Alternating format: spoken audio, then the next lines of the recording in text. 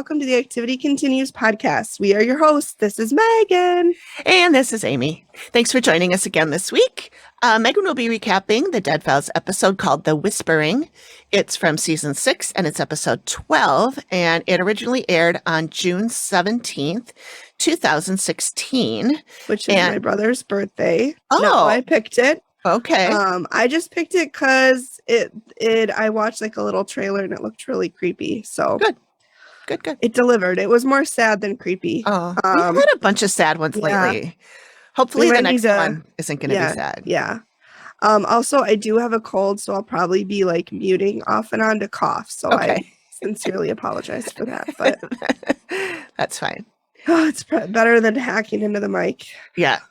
So that's really why there was no rhyme or reason behind it. Cool. So big news today. Guess what I got in the mail?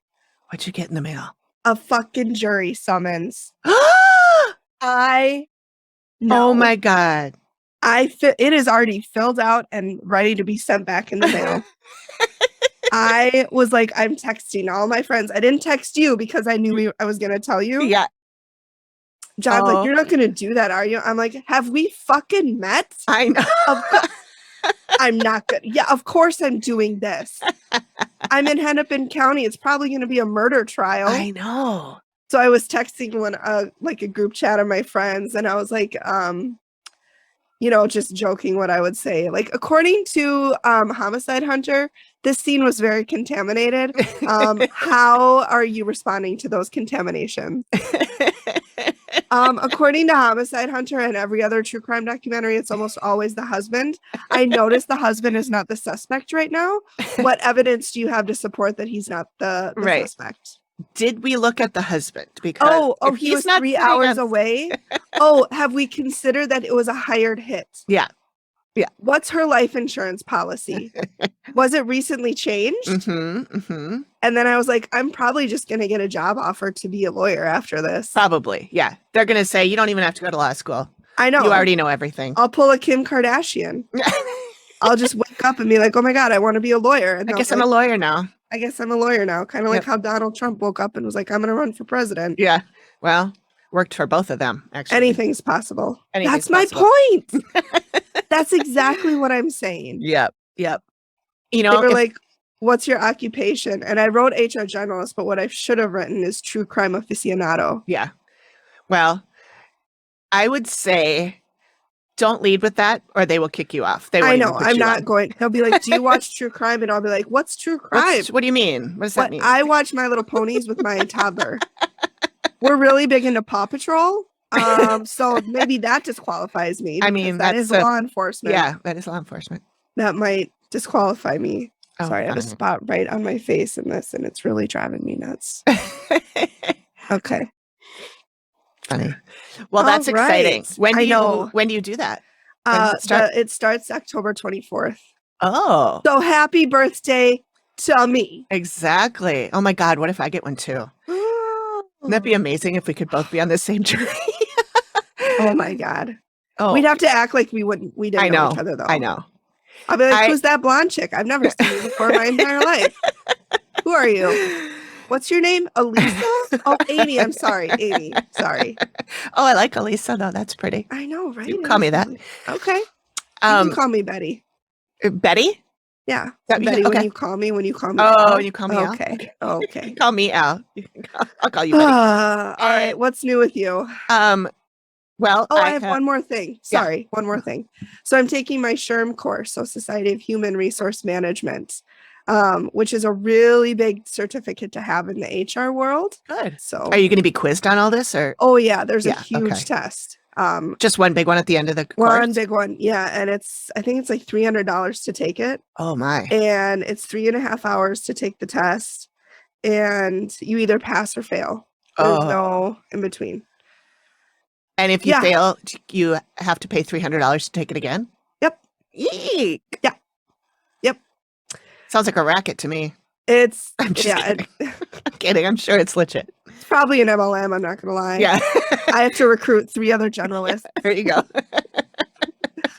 So no, it's exciting. It's really exciting because it's a really big It's a really good thing to have, and Yep. it can open lots of doors. Not Good, that I good, want to good. leave my current company Right. at all, Right. but it's just really good to get that extra knowledge too. How are you at taking tests? Do you get test anxiety? I do if I don't prepare. It's just, and I already have had nightmares about not handing in assignments on time. Yeah. First night. And as somebody with anxiety already, I was thinking that's why I asked about test anxiety. I have major test anxiety. Even if you could test me on Ralph Macchio trivia, and I would still be afraid I'd get something wrong. Right. And those of you who don't know, he was probably my first movie star boyfriend. And so I know pretty much everything there is to know about him. Followed closely in second place by either, don't tell me, James Spader or Rob Lowe. Rob Lowe was never. No, it wasn't Rob Lowe. It was the other guy who turned out to be a douche. What was his name? I don't even want to say it. Scott Baio. Chachi. Yeah, he turned out to be an asshole. Yeah. I'm embarrassed about that. Actually, I liked him before Ralph Macchio, but I don't count him anymore. No. So Ralph Macchio is my number one. I still love Ralph Macchio. Who doesn't love He's perfect. Ralph Macchio? Yeah. He has a book coming out. Does he? Yeah, he didn't even ask me to promote this, but my friend Rachel texted me yesterday and she goes, "Are you going to get Ralph Macchio's book?" And I was like, "What?" And you were like, "I am now. I am now. I already pre-ordered it." Well, no, money. I didn't actually pre-order it. I put it in my wish list for my birthday because it's coming out right after my birthday. It's like he knew. I know. Yeah. We're twin flames. Obviously. Forget about his wife that he's been with since they were 14. And your husband who you've been with for long 30 years. Yeah. It's fine. All out the window, just like you and John Stamos. Oh, Yeah. Yeah. John knows. Yeah. Yep. John knows. Yeah. So what's new with you now that I've hogged 35 minutes of the time? It's not been that long. You're like, I'm a part of this podcast too. I'm like, that's hilarious. I do think that. Let's see. What is new? My mom has COVID. Oh God. Yeah. She made it so long. I know. And how's she doing? She's okay. She just had a really bad sore throat for like 3 days and didn't even say anything to me about it. I hadn't talked to her in a couple days, and I called her to tell her that Greg's mom was in the hospital. You called somebody? I know. I have to call my mom. That's the real terror in this story. Yeah. Is Greg's mom okay? So she has been talking about, I may have told you this, but she has been telling the doctors, and mentioned it to Greg's brother too, that Greg and I are going to be closing on a multi-million-dollar real estate deal. And so we are set for life. Mm-hmm. Uh-huh. So why didn't you tell me this? I had brunch with Jody today, and I was telling her about it. She goes, "Well, tell me more." And I said, "I don't know anymore. You have to ask Phyllis." You have to ask Phyllis. Idea. Flip phone Jody? Yeah. What? Flip phone Jody? Yes, flip That's phone how Jody. I know her. I know. I'm sure she's so insulted that I know her. No, she doesn't. No, she's very, very proud. I also know her as Nurse Jody. Yeah, so Nurse Jody with the flip her. phone. Yep. Yeah, she's proud of both of those things. Oh no, how's Greg? So he's okay. He's okay. Jeez. But anyway, so I called my mom to tell her that that Phyllis was in the hospital and that we were going to go over to her house and do some cleaning in her apartment, and so we were going to be in the building. So I asked Mom if she needed anything, and she's like, "Oh, I've had a really bad sore throat for 3 days." I'm like, "Well, how come you didn't say anything?" So I grabbed a bag and put in a COVID test and some plastic gloves and some hand sanitizer and some chicken noodle soup and a protein shake and brought it all over, and I put it on her door and rang her doorbell and ran. Hightailed it out of there. Hi. And so she took the test later that night and it was positive. So geez. I know. I thought maybe she did it wrong. I was hoping maybe she did it wrong. And then because you said she went in and got today professionally tested. Today she's vaccinated and boosted and all of that. And Greg's mom in the hospital now has it too. So but she's not vaccinated because she's a Fox News watcher. Yep. So they're gonna track us. Yep. A quarter sticks to my injection site. The microchip. Yep. So She is, and she's older than my mom by 5 or 6 years. So, yeah. Shoot. So that's that. Mom news. That's about it. I don't think anything else exciting is going on. I don't have any mom news. Mm-mm. Well, that's good. Your mom's doing well. Yeah. It is hotter than shit in the. I know. I'm sweating. I'm gonna like a whore in church. Oh, that's funny. So as long as you're going to be back in town on that day we talked about, that is when we have Lance scheduled. That's when we will be talking to Lance, who is the client from the episode that Megan did last time, which is Hell in the Heartland. Lance Bass. Not Lance Bass. Unfortunately. Yeah, unfortunately. I'm sure Lance is delightful. Yes, I'm sure he is a delight. Yeah. He's very nice via email. I exchanged some emails with him. He's a nice guy. So we will be talking to him then, which means that episode, depending on how long it takes me to edit it, probably be out the week after. What would that be? October 3rd or something like that? I don't know. It's numbers. It's numbers. I can't do numbers. And I can't do my calendar because there's a bunch of crap sitting on top of it. Carry the one. So I don't know. Also, next week, a week from today, we will be in Badness Heights. Badness Heights at the Psychic. Not doing a live show or anything. Don't get that excited. No. We are going to For visit our 4 listeners in the Twin Cities. Hey, my mom will come. He can't come. Not now. He's got the Rona.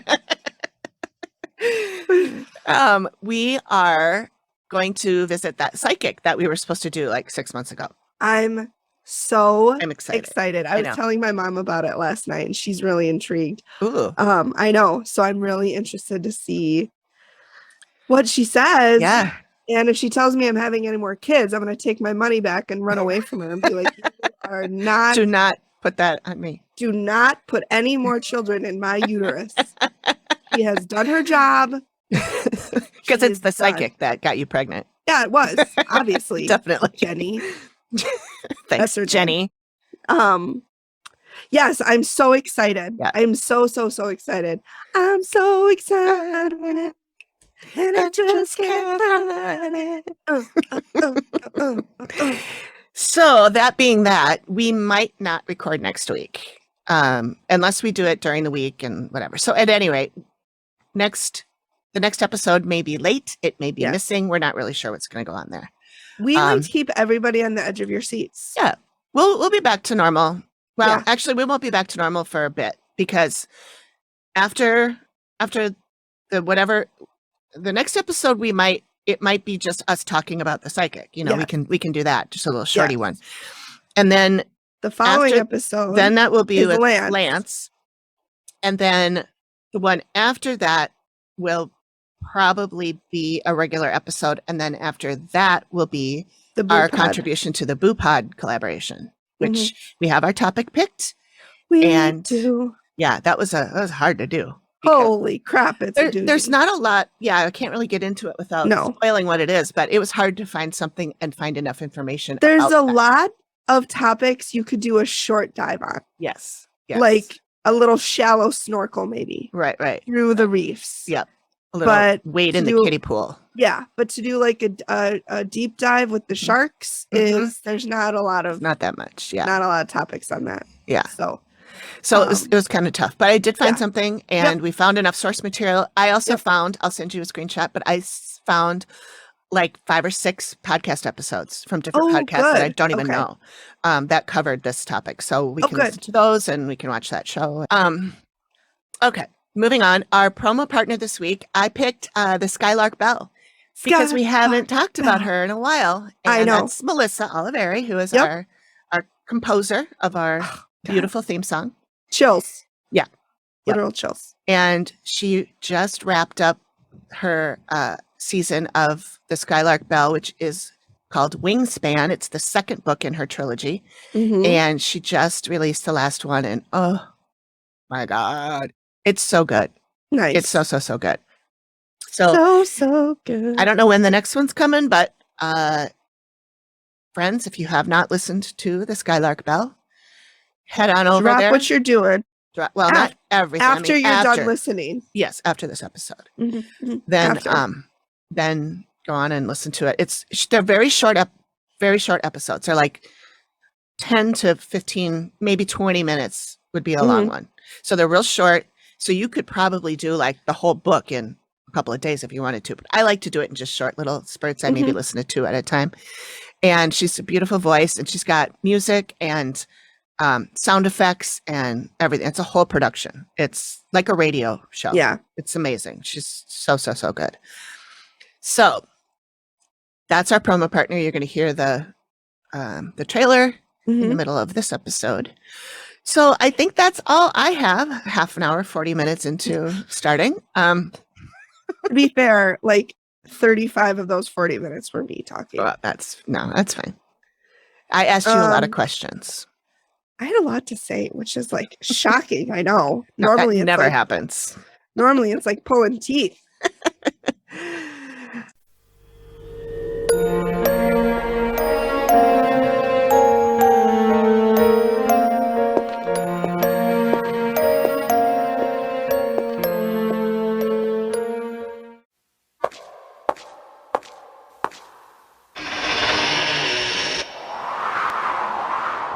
Welcome to the mysterious world of the Skylark Bell. Our story begins on the outskirts of a small town called Pocket, where Margaret Phaeton, better known as Magpie, must connect a series of unexplained events, psychic visions, and century-old folktales before the mysterious silence hanging over the abandoned farm at Meadow Lane spreads to the entire town. The Skylark Bell is a fiction podcast in serial format, with new chapters every Friday and bonus episodes that recount real-life paranormal experiences. Find the Skylark Bell on all major platforms and at theskylarkbell.com. I'm Melissa Oliveri. Thank you for listening.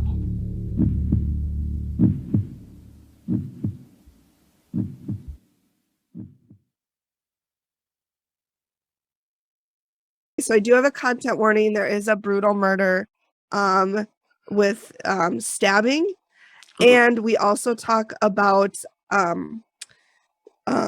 white settlers destroying indigenous people. Oh, great. Murdering them and just basically wiping them off the face of the earth.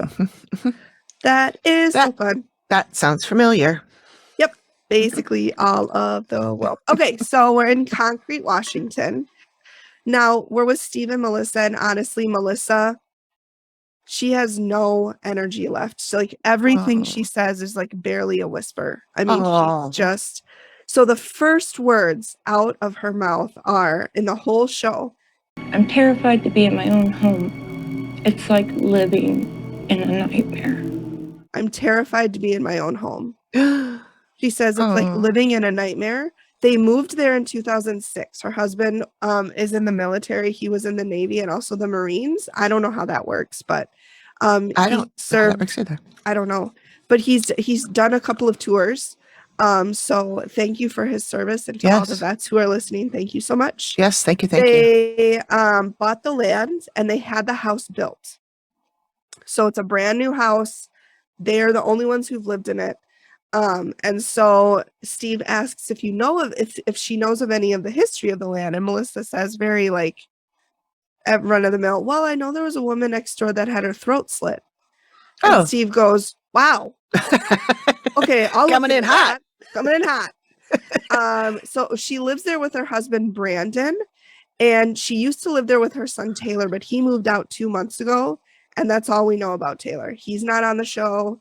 We don't have any other information on him, just that he left. So we don't know why he left. No, maybe he left because he got, was grown up and was like, I'm done. Or maybe he left because of what was happening. So some of the things that happen are they hear sounds like banging. They see shadow figures. They see apparitions, and they get touched. They feel people touching them. Ugh. As she's talking to Steve, she kind of stops and says, did you hear that? And he said no, and she said something went right in her ear, and she's touching her ear. saying, Oh my God. shh, like telling her to be quiet, to telling her like not to talk. Stop and talking. It went right by my ear, like, shh. Tell me to be quiet. Well, you're not going to be quiet. So whatever's here can go to hell, all right? Go, Steve. Go, Steve. And then he said that he's there with her and she's safe and she's so scared. She's just crying. And Steve is like, okay, well, you need to calm down. Like, you're shaking. And I'm like, well, no shit, Steve. And he just holds her hands and they do some breathing at the table, like in and out breaths. Oh my God. Steve, please be my friend. You know Steve gives the best hugs. Yeah. I know I say this all the time, but you know he does. Like, I'm sure he does. Envelops you in a hug. And then she says she just feels like she's going crazy because other people can't hear it. And she said she just feels like they say, you're going nuts, you're crazy. And Steve says, well, I'm not saying that, am I? Oh, Steve, I love you. And Melissa thinks it's affecting her marriage. She said they used to be really strong. And she said she feels like whatever is there is trying to divide them and split them apart. Well, we've seen that before. Mm-hmm. Her health is failing. She has osteoporosis. She sees a specialist for her throat. She has vocal cord dysfunction. She also says she feels like she's being choked by whatever is there. Steve asks if she ever had any of these illnesses before, and she said no. Before living there, she was perfectly healthy, and then she whispers, I think it's trying to kill me. Oh God. She like I said, she hardly speaks above a whisper. Like, she's just it's almost like she's just beaten down. Yeah. You know, like she just given up. Yep. How long did you say they've lived there? Or did Since 2006. So, okay. And that 16 years. And so the house is brand new. They had it built. So nobody's lived in it besides them. Okay. So we go to the master bedroom, and honestly, this is the only place in the entire house that we are, including on Amy's walk. Amy's walk, she does the outside, but she doesn't do the inside. Oh my God, I'm so sorry. I tried to mute and it just came out of nowhere. That's okay. Don't worry about it. I can always cut. Oh my God, I'm so sorry. It's fine. Hang on.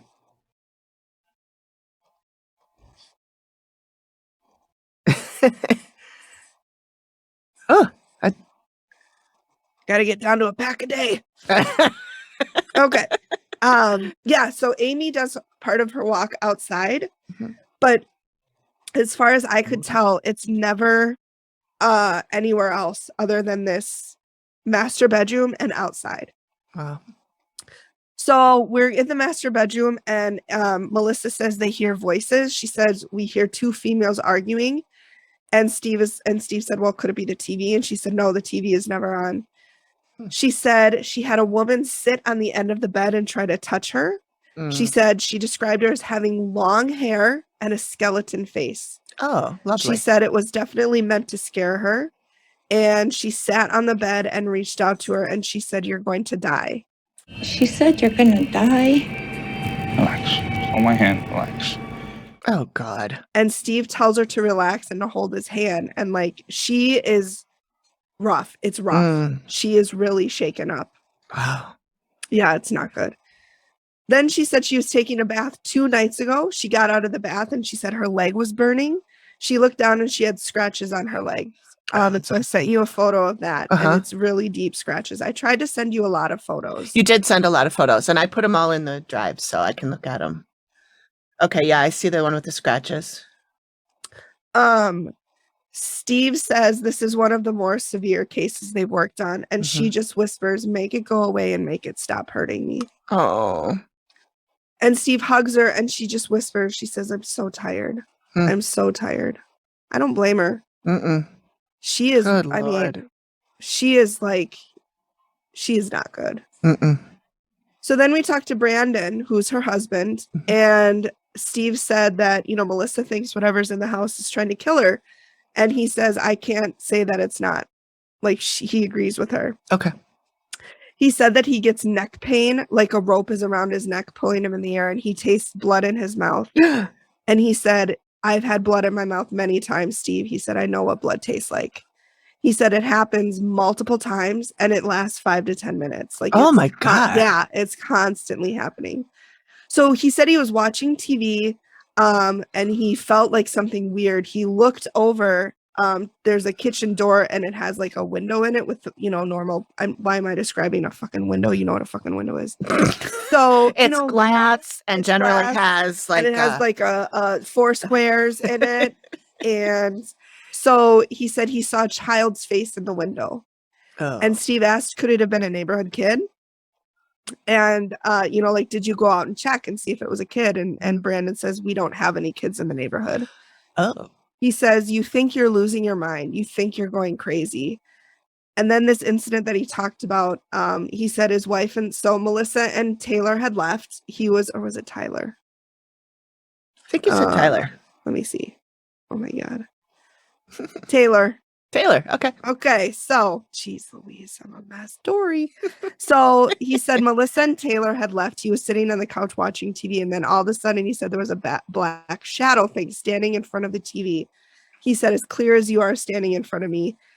Couldn't see through it. He said it scared him so badly, he gasped.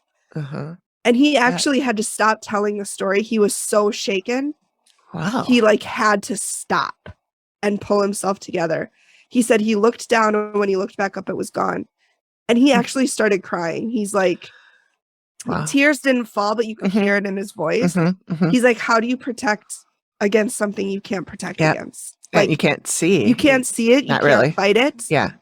How do you fight an apparition? Right. I mean, he said both him and Melissa feel like they're going crazy. And I don't blame them. I mean, how do you and I could tell you I saw an apparition. You'd be like, oh my God. But if I told somebody else, they'd be like, you're fucking loony. Yeah.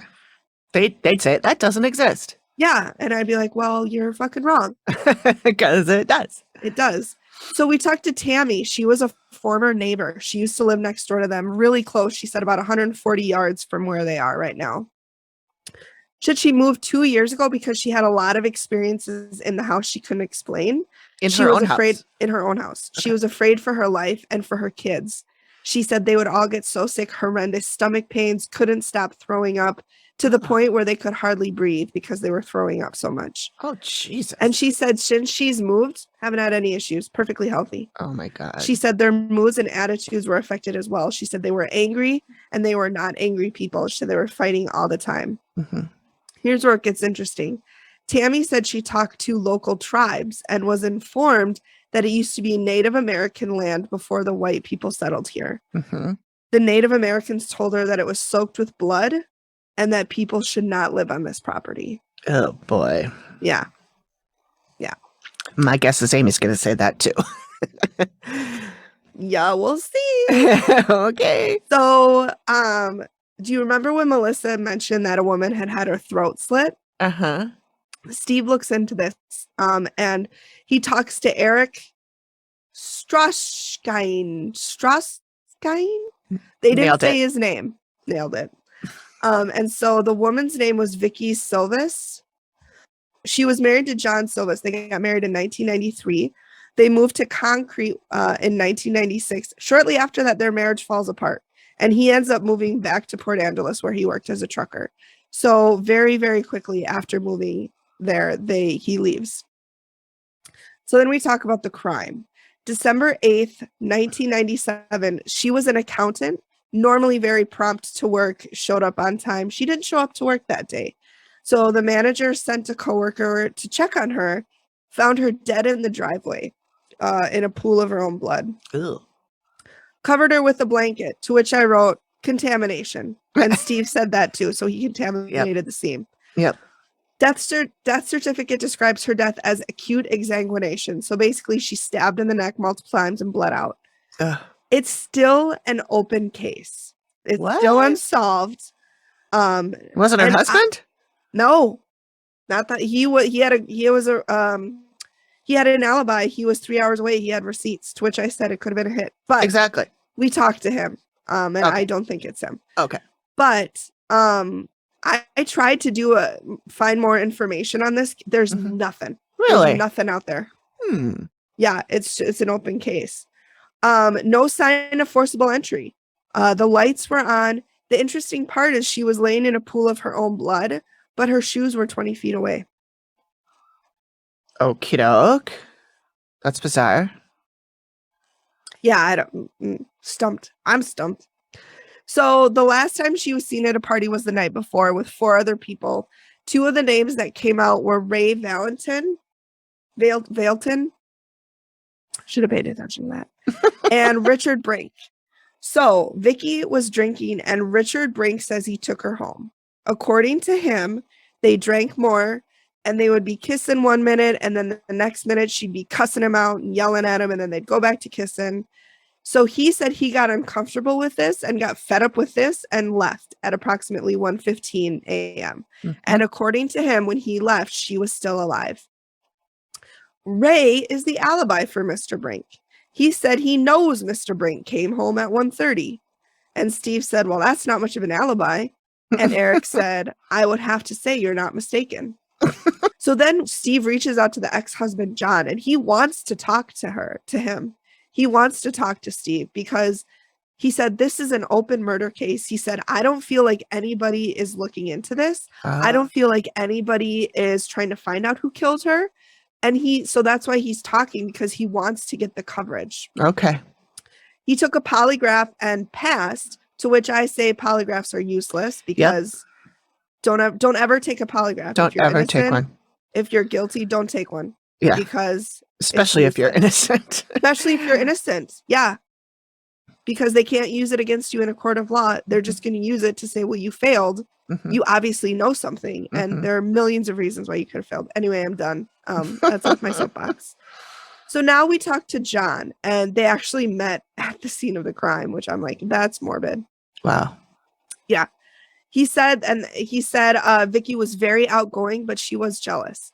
And she would accuse him of things that he didn't do, step it out on her, whatever. And that's why he left. He just got tired of being accused of cheating. And I don't blame him. Mm-hmm. That's exhausting. I've been in that situation. And it's usually because the other person is cheating and they're projecting onto you. Yep. So Steve asks how John learned of he kept calling her his wife. How did you learn about your wife's murder? So I don't know if they were just separated and the divorce never went final, because he left in 96 and she was killed in 97. So yeah, not a it's lot possible. Of time. Yeah, it's possible that it never. Or if final. he's just doing it to be dramatic. I don't know. John said he was in bed and someone started beating on the side of his house. He said he got up and went to the door and opened it, and there was a guy with a Skagit, which is where they are, County Sheriff's Department jacket on. The officer told him by the end of the night, the officer's like, it just would be easier if you confessed. So like trying to get a confession out of him. And John is like, he told me how much easier it would be if I just confessed. I said, confess to something I never had anything to do with? And I'm like, yeah, that's not okay. Mm-hmm. So John's theory about why she was killed has to do with an anonymous letter I believe that Vicky's mom received in the mail. The person who wrote this letter explains what happened to Vicky. So like I said, she was an accountant. She had allegedly uncovered a stealing operation that had been going on for years, to which I say, I wonder if he meant like embezzlement. Yeah, probably. But, he said it involved a lot of money. He thinks she told the wrong person and they took her out. Wow. And that's what he thinks happened. Well, that's probably right. Yeah. So we're digging through the archives now. And he not only found dozens of people who died of illnesses on the land, he found the murder of a Native American man. Mm-hmm. So we go and talk to Jeff Davis, who's an author. He says the murder is unsolved to this day. Jeff Davis is the one that he went and talked to in the episode I did last week. Yep. He Same said, guy. my friend. Yeah. He said, I'm talking to my friend, Jeff. Yeah. So the Indian tribe that lived on this land were called the Upper Skagit Indian tribe. And I hope I'm saying the name right. And if I'm not, I apologize. And please let me know. I'm not doing it on purpose. Right, of course. So I sent you a photo that was taken of them in the early 1900s. Yep. They were displaced by white settlers. Shocking. Course. Yeah. So battles in the Northwest started around 1855. And tensions were still high into the 1900s. This tribe was wiped out, just completely gone extinct, essentially, because of what happened with the white settlers. Mm-hmm. This murder happened in 1905. We have a Native American man named Wapato Joe. He went missing 75 years old, and he was well liked, and he just went missing.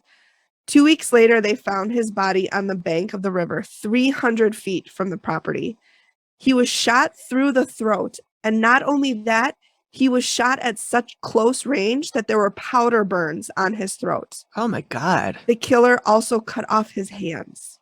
Oh. So this was a very, very brutal murder. Mm-hmm. And I don't know why they cut his hands off if they left his head. I mean, I don't mean to be morbid, but you could identify him. Yeah. No, it was probably more something like whoever killed him thought he stole something from them or something. That's often that's what the hands are about. No arrests were made in that. And Jeff said he didn't think that people looked very hard for the killer because why would they? Why would they? He's just a Native American man. Mm-hmm. Who cares? Mm-hmm. Disclosure, we care. We care. Yeah. Yeah. So now we get to Amy's oh my God, I'm so sorry. That's okay. I love how every time you cough, you have to put your head earpiece back in. I know. Like you cough and it pops out. I'm violently coughing. A lot of force. Yeah. There's you so don't much. You don't have the Rona, do you? No, took a test. John took tests. We all took tests. Good. So the first thing Amy says when she arrives is there's definitely something strange down the street. She said there's an energy field. Somebody put a barrier around the property.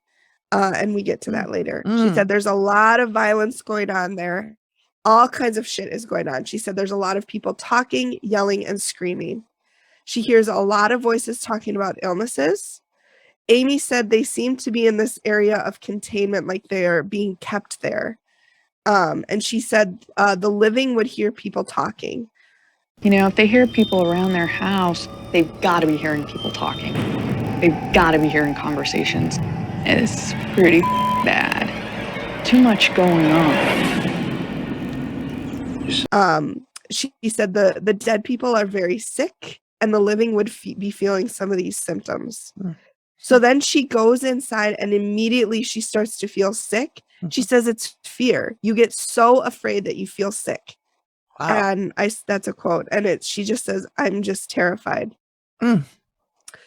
So we're back outside. Amy hears a woman and she thinks she was murdered. She sees 3 men with her. One man has a double-barrel shotgun and 2 guys are with her. She called them bullies. And she said they don't want to talk about the woman at all. And they don't want the woman to talk to Amy at all. They're trying to keep her away.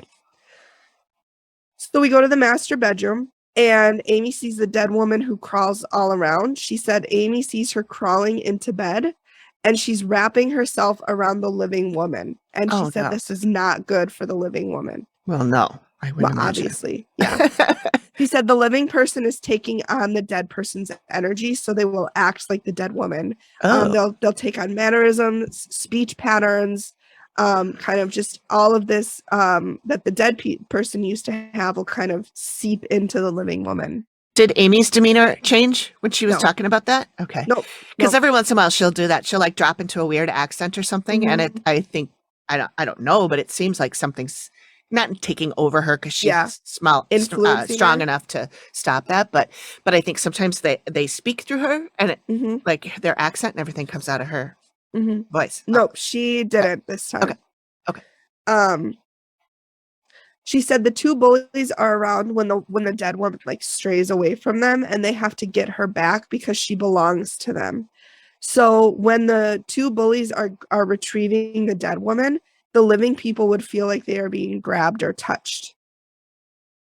Didn't the murder that you talked about, there were 2 men involved, right? Yeah. One was the alibi for the other one. Yep. So who's to say that the alibi guy is telling the truth at all? We'll get to it. Okay. So we go outside again. I didn't watch this episode, by the way. I did not watch it this time. I saw it back in the day, but I don't remember anything from it. So we're outside again.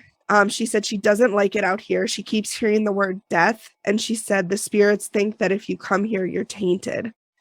This is fear. Like, you're so afraid that you you get sick. You're sick.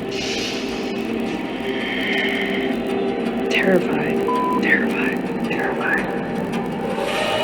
Like you're doomed, essentially. And Matt asks how being here would affect the living. And Amy said they could potentially go insane. Ooh. Amy said she doesn't think this is a good place for anything alive. She said she's really freaked out. And again, she said if you enter the space, you're kind of doomed. Back in the master bedroom, trying to get more on the bed lady, she said she's really confused about how she died.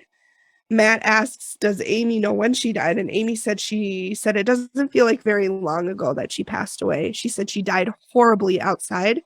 She said she was totally blindsided. There was pain to her left eye, very, very sharp. And then she said pain to her head and neck area. She said it's like she's not registering what happened to her. It was that quick that like she can't process it. So again, we talk about the two guys in all black, and the third guy, like I said, the one with the shotgun, she said he has a hat on and a long jacket, and she strikes Amy as the type of man who held a position of power in life. Matt asks if they had anything to do with killing her.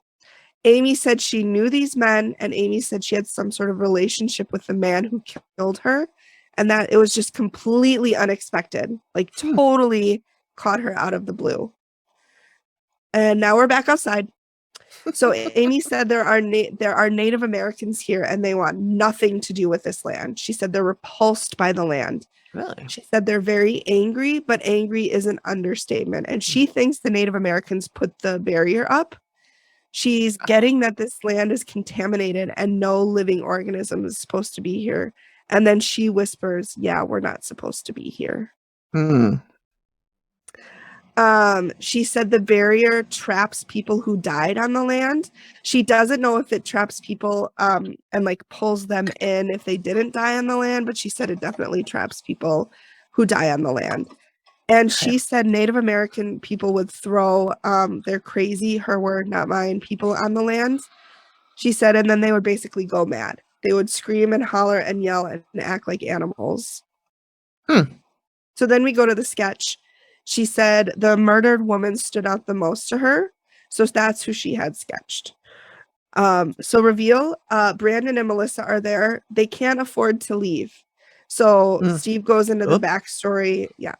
About, you know, what they're experiencing and why they called him in and blah, blah, blah, blah, blah. We already talked about it.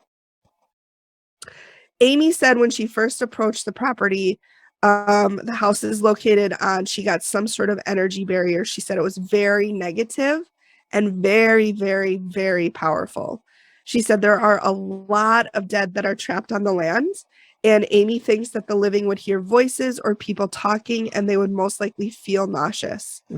Amy said she also kept hearing that they're not supposed to be here. We're not supposed to be here.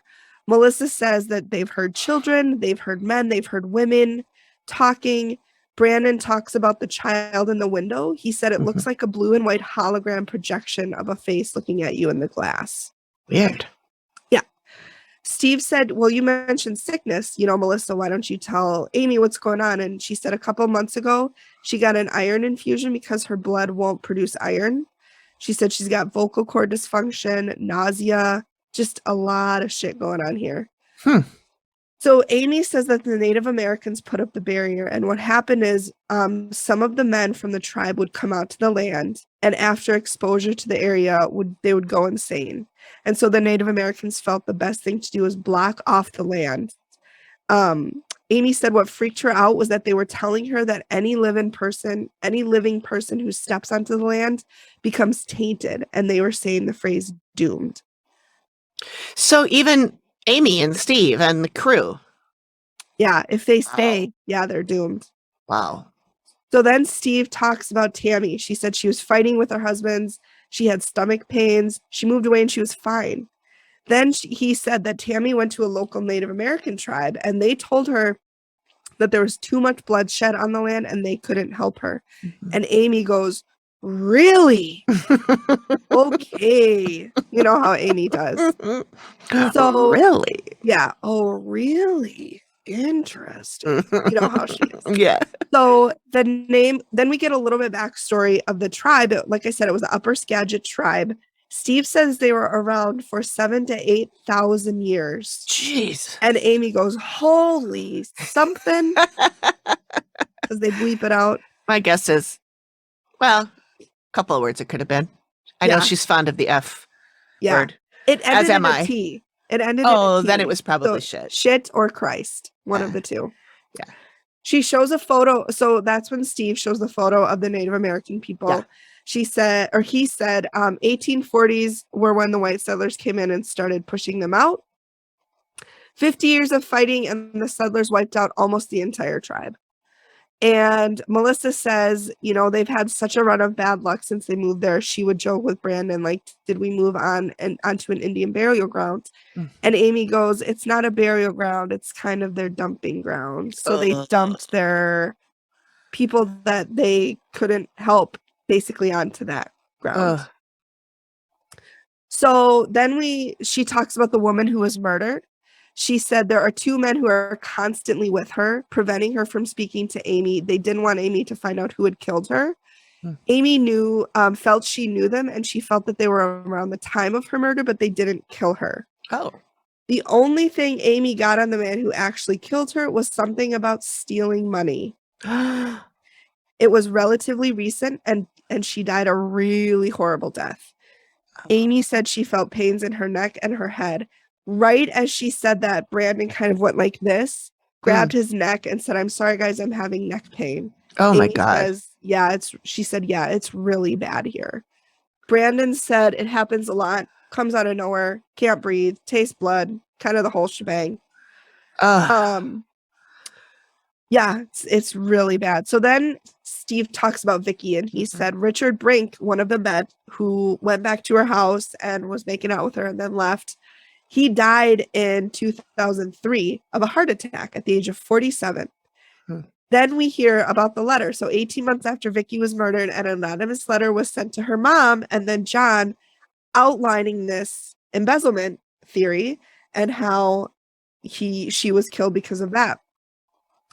Amy said the theory of the money is interesting. And then she said, I know our killer's dead because he's here. And my stomach just dropped. I just got a chill. Yeah, and my breath, it literally took my breath away. Oh my God. I know. And then she said, well, I had a sketch done of the woman. So when Melissa sees the look on her face, when Melissa sees the sketch, she kind of gets this look on her face, and Amy says, do you know her? And Melissa said, I don't know. And Amy says, have you felt her in your room? Have you felt her in your bed? And Melissa says she can't breathe. She can't breathe. Amy says she'll get into bed with Melissa and wrap her arms around her. The reason she does this is she feels safe from the two men who are trying to get her. Oh, Vicky. I know. That's when Amy says being in close proximity with a dead person can make you extremely sick and also cause you to take on the dead's personality. And then Brandon says she's changed a lot. He said he told her the other night that she's not even the same woman he married. He said sometimes it's like living with a stranger. Wow. Yeah. And Melissa says the woman sat on the end of the bed and had a skeleton face and was reaching out to her and telling her, like, you're going to die. Amy shows the second sketch, which is the sketch of her wrapped around Melissa. She doesn't even flinch. She says, I know that. She said she feels like she has a lot of pressure on her. She has a lot of nightmares. She said she feels like there's a snake wrapping around her. And Brandon says she's been complaining of chest pains, feels like a rubber band is wrapping around her. Amy says she's killing you. She's killing you. God. Amy says when she sits down to a table to do a reveal, she'll scan people. And she said what she saw around Melissa was death. Melissa whispers to Brandon over and over and over again, I told you, I told you, I told you. And then she said, I told you I was dying. Amy said, you have a choice to make here. And Melissa says, I know the choice. Steve says, sweetie, you're a fighter. And Melissa just whispers, I'm just so tired. I'm tired. I'm so tired. So then Steve says, well, this is the part of the reveal where we have to figure out if it's safe for you to stay. And Amy says, this is when my job really sucks. She said there are places and locations that should never have been inhabited, and this is one of them. She said, for your survival, you need to leave, and you need to leave now. Like ASAP. Get in the car right now. Yeah, let's all leave together. We'll go to Denny's for a Grand Slam, and then we'll go to a hotel. Yeah. Steve goes, there's no way you can put up a barrier or anything. Amy says the Native Americans knew that this place wasn't livable, and they put their garbage here. God. Melissa says, if for some reason we can't go, and Amy makes a face fucking don't stay. Don't say that. So this is when it gets really shitty. Because Brandon says he'd have to send Melissa away and he can't stay. He says he's been with he lives there with his mother. He said after he came back from tours, his mother's health declined and she can't leave. Melissa says she won't leave Brandon, and he says thank you. And I'm like, no. This is when, and I texted you about this last night, he said thank you. No, this is not a thank you, stay with me. This is you need to get the hell out of here because you're literally dying. He says, I've been with you 22 years. I'm not leaving you. So Steve says, can you at least promise to think about it? And Melissa says, yeah, we'll think about it for sure. Brandon says, I was hoping there'd be a way out. Well, there is a way out, Brandon. You fucking just heard move. it. Yeah. You just don't want to believe it. You just don't want to move. So the wrap up, they've decided to stay. The activity continues. I mean, in this reveal, Melissa had essentially resigned herself to dying. Yeah.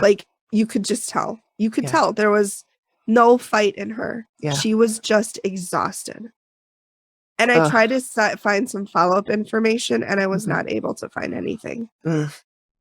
So, God, I wonder if she survived. It was so sad. I hope she did, but I doubt it. That dead woman is sucking her energy. How is she supposed to survive that? And the dead woman isn't doing that to be mean, right? No, she's just trying to comfort feel herself. Safe from these two men who are bullying her. Yeah, for eternity. That's that's horrifying. I know. It's really sad. That's the case. Yay. Yikes. Yeah. When you first told me that this was that you were doing this one that was really sad and that this woman was basically dying. And that's why I said, is this the one about the woman who has cancer? Because I'll just say this because I don't think I'm ever going to cover this one because it was so fucking sad. But there was one, and I was in one of the newer ones, I think, maybe season 13. And this woman had stage 4 breast cancer. And she's a sweet woman, but she was pretty ill, pretty weak and everything. And she was like, this house is trying to kill me. And Amy said, you've got to go, basically. And then the wrap up, I'm going to get all verklempt. The wrap up that it was, whatever. She died 2 weeks after they left.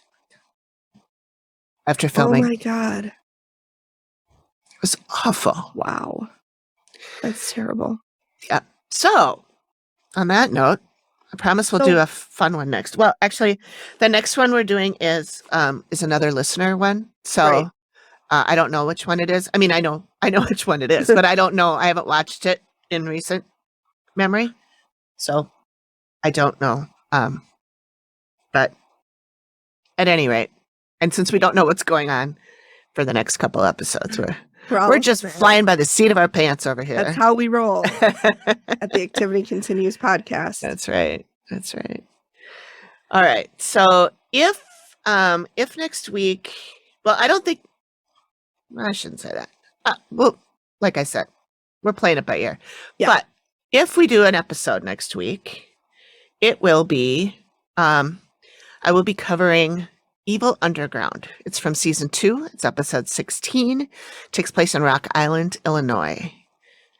And it originally aired in 2013. It was a recommendation from listener and fellow podcaster named Lily, who we will be talking about. Name. I know. I was going to name my daughter Lily if I had one, but then I didn't. And it was a boy. That was a good story.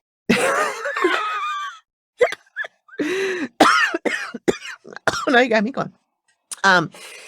So her name's Lily, and she has a podcast called Haunted Happy Hour. Love and it. they will be our promo partner for whichever week we end up doing. Yeah. During her That episode. Yeah. Yeah. Oh, do we have a dad joke? Oh my God, I had one. I lost it. Okay, let me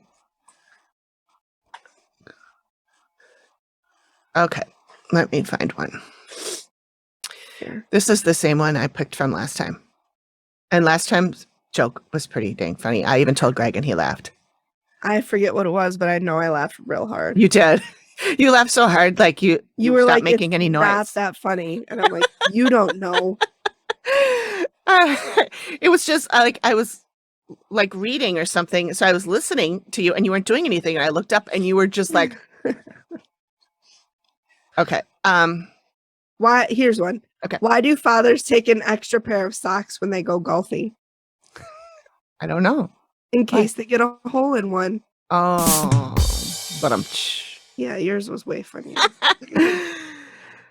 No, that was a good one. That's just a groaner. I mean, that's a true dad joke. That's a groaner. I forget what yours was, but God, mine was, I'll just read it because I'm looking right at it. Okay, perfect. After an unsuccessful harvest, why did the farmer decide to try a career in music? Oh, right. And I don't remember. What was it? Because he had a ton of sick beats.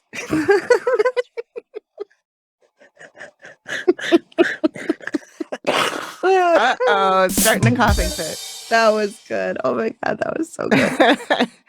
I only seem to get sick on weekdays. I must have a weekend immune system. Okay. I know. Again, but thanks, folks. We'll be here all week. Dip your wait staff. Dip your wait staff. Yeah. Well, thanks everybody for listening. Thanks for listening. We'll talk to you next time. Who knows what the hell is going to happen next week? Nobody. Maybe nothing. Check your magic 8-ball. It's probably got more knowledge than we do. Yep. We're going to be playing it by ear. So we'll put something out, even if it's just something I cut out of another episode or something. So yeah. Okay. We'll see. All right. Yeah. Okay. All right. Well, thanks everybody. We'll see you next week. Bye. I think. Bye. Maybe. We'll see you at some point in the future. Nobody knows when that is. The psychic probably knows. She will. Oh, yeah, she probably does. We'll ask her. Okay.